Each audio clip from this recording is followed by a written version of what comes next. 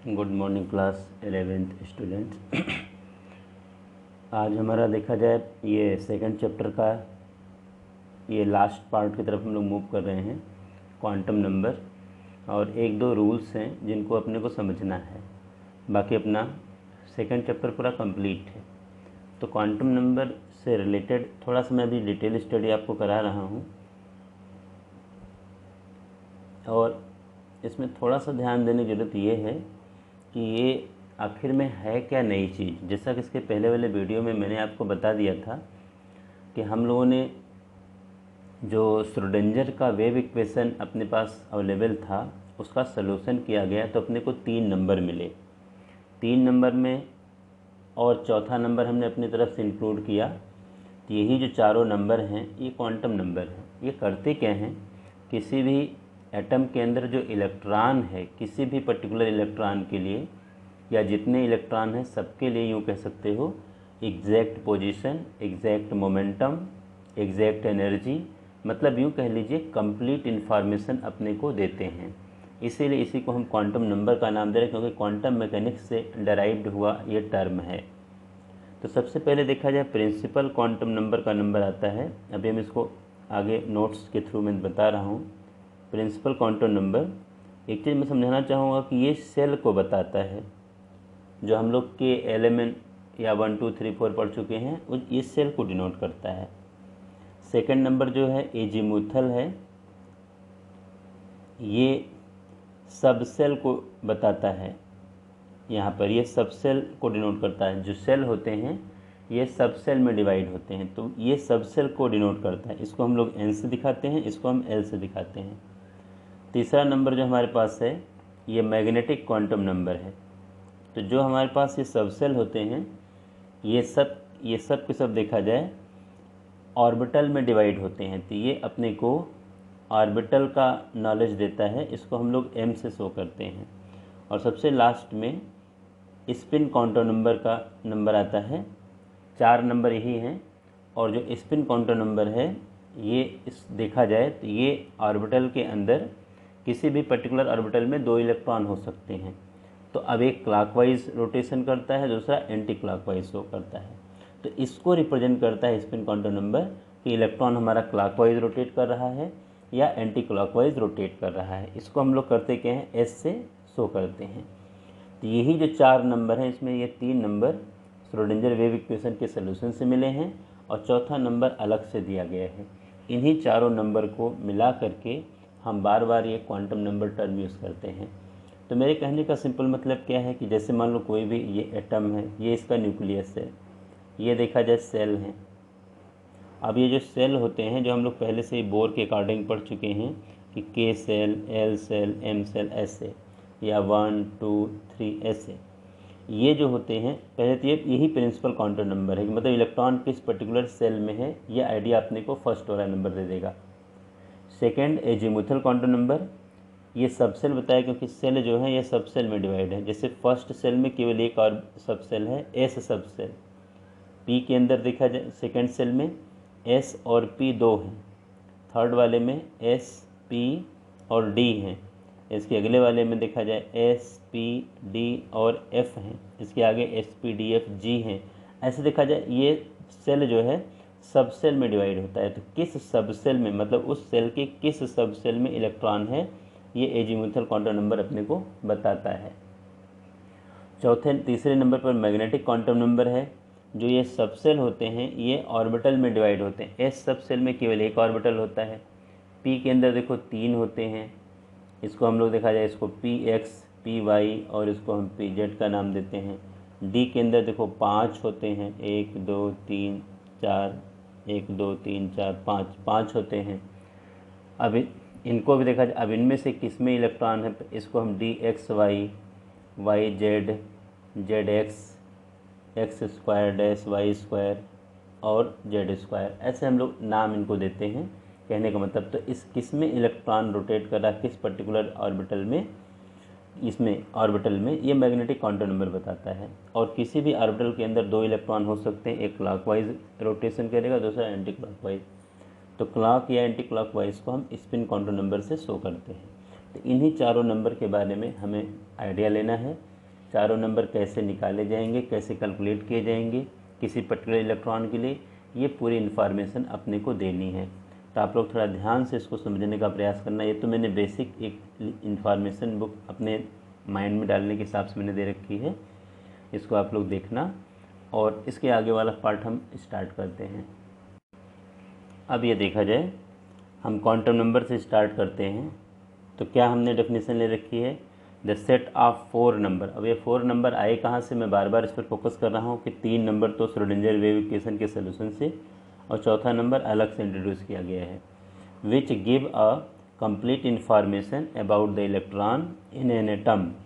अब वो complete information में क्या आ सकता है, इट्स एनर्जी, शेप, ओरिएंटेशन और इसकी स्पिन। इससे हम पूरे इलेक्ट्रॉन का, उस पर्टिकुलर इलेक्ट्रॉन का कंप्लीट इन्फॉर्मेशन अपने को मिल जाएगा। तो इसी 4 नंबर को हम नाम देते हैं क्वांटम नंबर। तो अगर आपसे कोई क्वेश्चन पूछे कि व्हाट इज़ क्वांटम नंबर, तो आप ये बता सकते हो कि set of 4 numbers which give a complete information about the electron in an atom, that is it's energy, shape, orientation and also it's spin. इसको हम क्वांटम नंबर का नाम दे रहे हैं। अब इसमें सबसे पहले देखो प्रिंसिपल क्वांटम नंबर। अभी जैसे मैंने बेसिक में आपके सामने क्या कहा कि ये जो क्वांटम नंबर है ये सेल को रिप्रेजेंट करता है। इसको सबसे पहले देखा जाए, this quantum number was given by bore, क्योंकि बोर ने जब अपना एटॉमिक मॉडल दिया था उसी में उन्होंने सेल कॉन्सेप्ट को डिनोट किया था। It is denoted as n, small n से हम इसको डिवाइड बाय एन डिनोट करते हैं। It determines the main energy level in which a electron in an atom is present. इसको देखा जाए, हम मेन एनर्जी लेवल का नाम दे सकते हैं, इसको मेन एनर्जी लेवल कहेंगे जिसमें इलेक्ट्रॉन प्रेजेंट है। और आप सबको पता है कि हमारा जो कोई भी एटम हो वो KLMNOP ऐसे देखा जाए काफ़ी इनफाइनाइट सेल में डिवाइड होता है और इसी को हम 1 2 3 4 ऐसे डिनोट करते हैं। तो इलेक्ट्रॉन जिस पर्टिकुलर सेल में होगा उसी के अकॉर्डिंग n की वैल्यू आ जाएगी। अगर मान लो इलेक्ट्रॉन फर्स्ट सेल में है तो n की वैल्यू 1 आएगी, इलेक्ट्रॉन सेकंड सेल में है तो 2 आ जाएगी, थर्ड सेल में है तो 3 आ जाएगी, फोर्थ सेल में है तो 4 आ जाएगी। ऐसे हम फर्स्ट क्वांटम नंबर मतलब सेल के नंबर को कैलकुलेट करेंगे। सेकंड देखा जाए एजीमुथल और सब्सिडरी और एंगुलर, कोई नाम दे सकते हैं, ज़्यादातर हम लोग बहुत कॉमन तो एजीमुथल क्वांटम नंबर का नाम देते हैं। इसको L से डिवाइड करते हैं। अब इसके लिए देखो, अभी मैंने क्या समझाया था कि जो सेल होते हैं ये सब सेल में डिवाइड होते हैं। क्या दिया है, all the electron having the same value of n do not have the same energy, based on the energy of electron the shells are divided into subshell. मतलब ये कहने का पर्पज़ क्या है कि सेल जो हैं ये सब सेल में डिवाइड हैं। And these have been described with the help of azimuthal quantum number। और इसको सोमरफील्ड ने सबसे पहले एजीमुथल क्वांटम नंबर को दिया है। इसको हम लोग L से डिनोट करते हैं। कोई भी वैल्यू जो हमारी L की होती है यानी एजीमुथल क्वांटम नंबर की, ये n पे डिपेंड करेगी, मतलब किस सेल के सब सेल को हम की बात हम लोग कर रहे हैं। हमेशा कोई भी पर्टिकुलर जो हम लोग L लेंगे, देखा जाए for a particular value of n, L की जो वैल्यूज़ आएंगी हमेशा 0 से स्टार्ट होंगी और हमेशा n-1 तक आएंगी। जैसे देखो n=1 है तो L की वैल्यू 1n यानी n की वैल्यू 1 आपने ले लिया तो 1-1 0 आ गई। n=2 आ गई तो L=2-1, हमेशा 0 से स्टार्ट करोगे इसको। 0 1 मतलब क्या है कि सेकेंड सेल में 2 सब सेल हैं। ये जो 0 और 1 शो कर रहा मतलब एक S और एक P। n= अगर 3 है तो L की वैल्यू देखो यहाँ पर 3-1, तो हमेशा 0 से ही स्टार्ट करना अपने को। तो 0 1 2 ये S के लिए, ये P के लिए, ये D के लिए। मतलब क्या, थर्ड सेल के अंदर हमारे पास 3 सब सेल आ गए। अगर n=4 है तो 4-1, फिर वही बात आ जाएगी हमारे सामने 0 1 2 3। 0 देखा जाए, अभी यहाँ पर हमने बना भी रखा है कि अगर वैल्यू ऑफ L ये है तो हम सब सेल को क्या नोटेट करेंगे, S यहाँ पर 0, L की वैल्यू अगर 0 है तो ये S सब सेल को शो कर रहा है, 1 है तो P को, 2 है तो D को, 3 है तो F को, 4 है तो G को, 5 है तो H को, या इसी तरह से आगे। लेकिन अभी हमारी जो ज़रूरत है, जितने एलिमेंट अपने पास अवेलेबल हैं 118 एलिमेंट्स, तो हमें F तक की ज़रूरत है, G H इन सब की ज़रूरत नहीं है, इसलिए हम लोग इनकी बात नहीं करेंगे। या हो सकता है अपने NCERT में ये चीज़ें मेंशन ना हों, लेकिन आप लोग इसमें कंफ्यूज मत होना। अब देखा जाए हमारे जो सेल थे सब सेल में डिवाइड थे, तो हमारा फर्स्ट नंबर सेल को बता रहा है, सेकंड नंबर हमारा सब सेल को बता रहा है।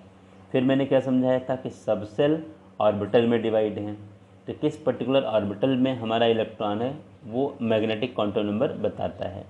क्या दे रखा है, magnetic quantum number gives information about the spatial orientation of the orbital with respect to standard set of coordinate axis. मतलब जो ऑर्बिटल होते हैं वो डायरेक्शनल होते हैं, यूँ आप कह सकते हो। एस ऑर्बिटल स्फेरिकल होता है, उसमें कोई डायरेक्शन नहीं। पी ऑर्बिटल डम्बल जैसा होता है। तो अगर पी के अंदर देखा जाए 3 सिचुएशन है, पी के अंदर अगर 3 ऑर्बिटल्स हम लोग डिवाइड करके ले के चल रहे हैं, जैसा कि आपके सामने मैंने थोड़ा बताया था कि एस तो अपना इस कह सकते हो कि सिंगल ऑर्बिटल है, तो एस तो स्फेरिकल है, एक ऐसे देखा जाए जैसे सेल हैं वैसे एस ऑर्बिटल ऐसे से एकदम राउंड रहेगा। पी ऑर्बिटल डम्बल जैसा होता है। अब देखो पी के में कितने ऑर्बिटल हैं, 1 2 3। तो अब देखा जाए ये हमारा आपने कोऑर्डिनेशन, इसमें कोऑर्डिनेट ज्योमेट्री आपने पढ़ाई है, इसको आप एक्स एक्सिस लेते हो, इसको वाई लेते हो, इसको जेड लेते हो, ये तो आपको पहले से पता है 3D में। तो अगर हमारा डम्बल एक्स एक्सिस पर है ऐसे, तो ये देखा जाए पी एक्स बन जाएगा। वाई एक्सिस पर अगर ये है डम्बल तो पी वाई बन जाएगा। डी एक्सिस पर डम्बल है तो ये जेड एक्सिस पर है, तो यहाँ पर इसको हम पी जेड का नाम दे देंगे। तो इसीलिए standard set of coordinate axis का नाम लिया गया है। अब एक चीज़ समझाना चाहूँगा कि ऑर्बिटल होता क्या है, जो कि पहले से ही पता है कि 3D space around the nucleus well probability to find a electron is maximum, उसको आप ऑर्बिटल का नाम देते हो।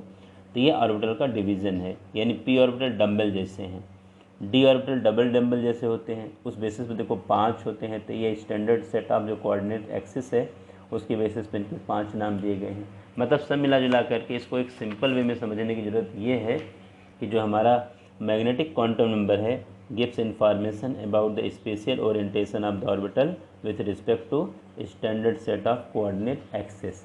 ये ध्यान रखना स्पेशली कि किस डायरेक्शन में ऑर्बिटल है, मतलब ये हमें ऑर्बिटल के नोटेशन को यानी ऑर्बिटल को शो कर रहा, ऑर्बिटल को डिनोट कर रहा है।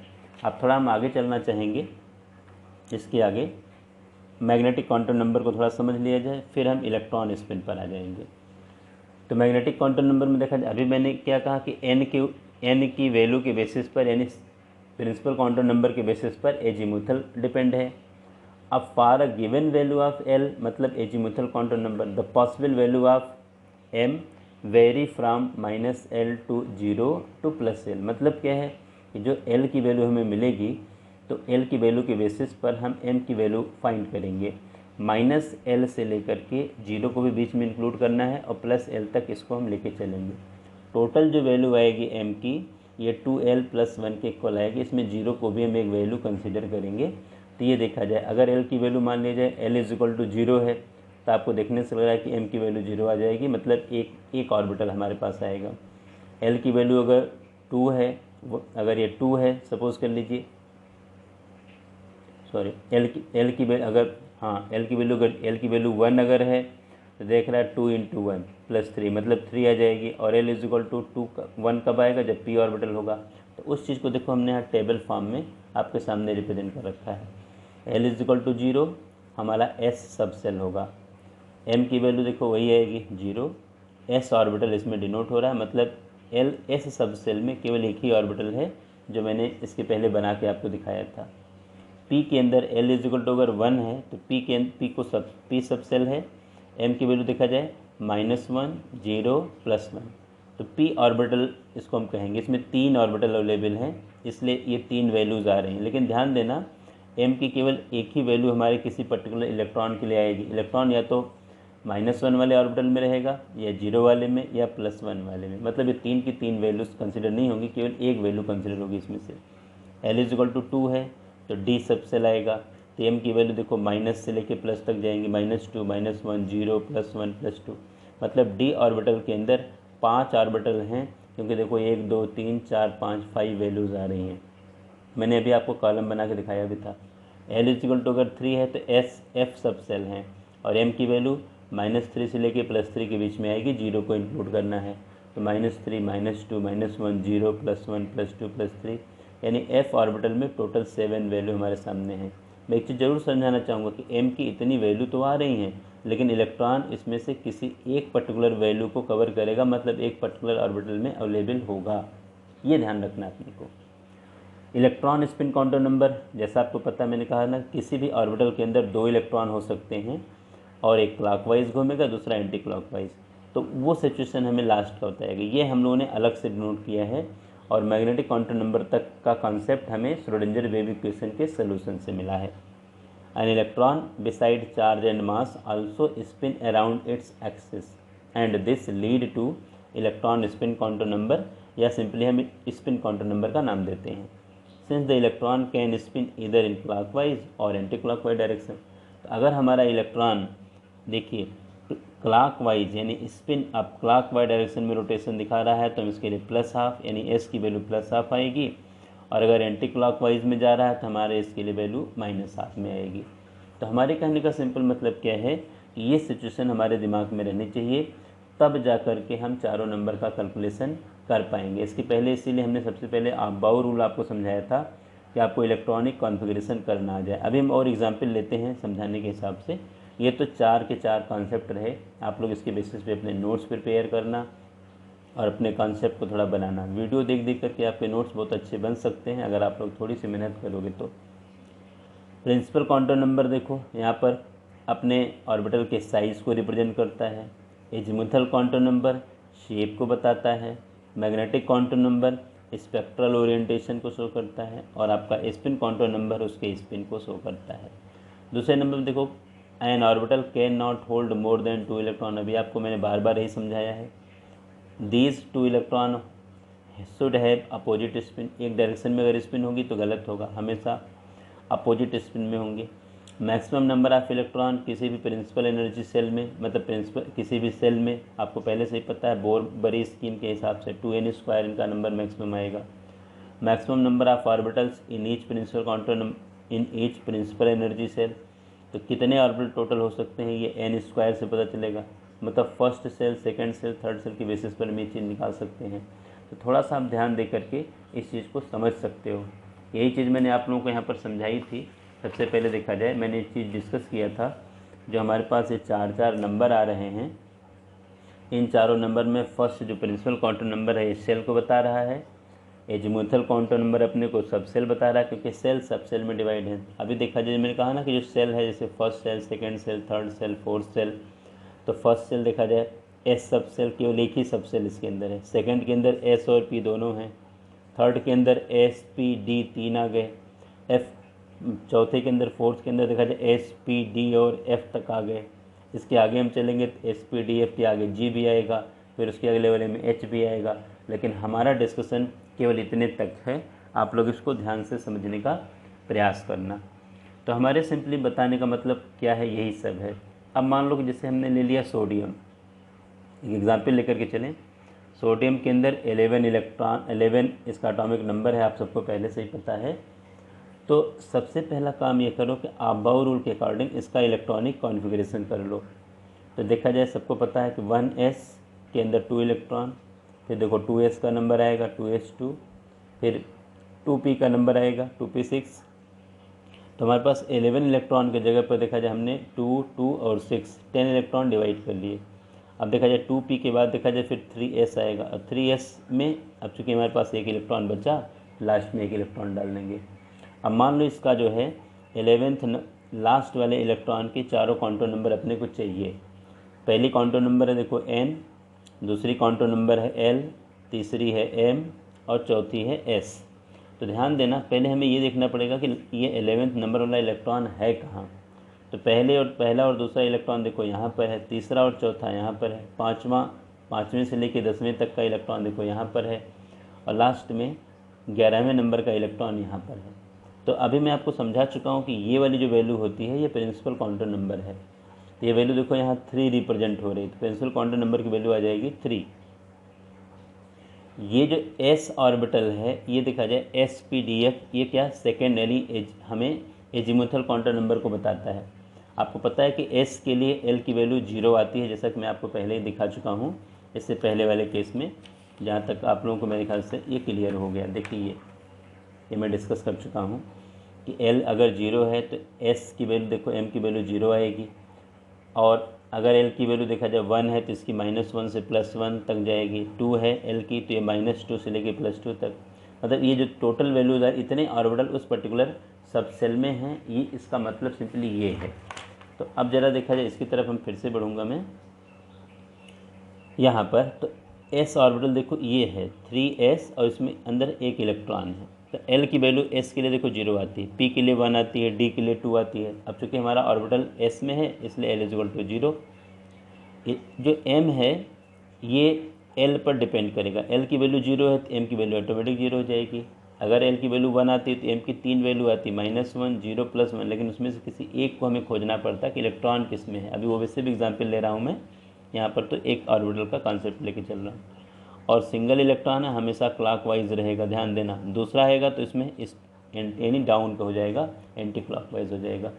तो एस ऑर्बिटल यहाँ पर देखा जाए क्लॉकवाइज के लिए हमारा प्लस साफ आता है और एंटी क्लॉकवाइज के लिए माइनस साफ आता है।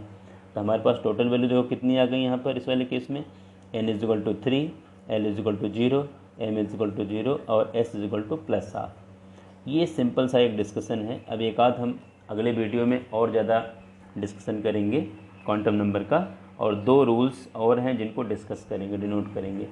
इस वीडियो में इतना ही, क्योंकि बहुत बड़ी वीडियो बन जाएगी, आप लोगों के लिए देखना मुश्किल हो जाएगा। थोड़ा सा आप लोग से ये मेरा रिक्वेस्ट है कि आप लोग वीडियो अच्छी तरह से देखा करो, क्योंकि बहुत से कम बच्चे देख रहे हैं वीडियो को।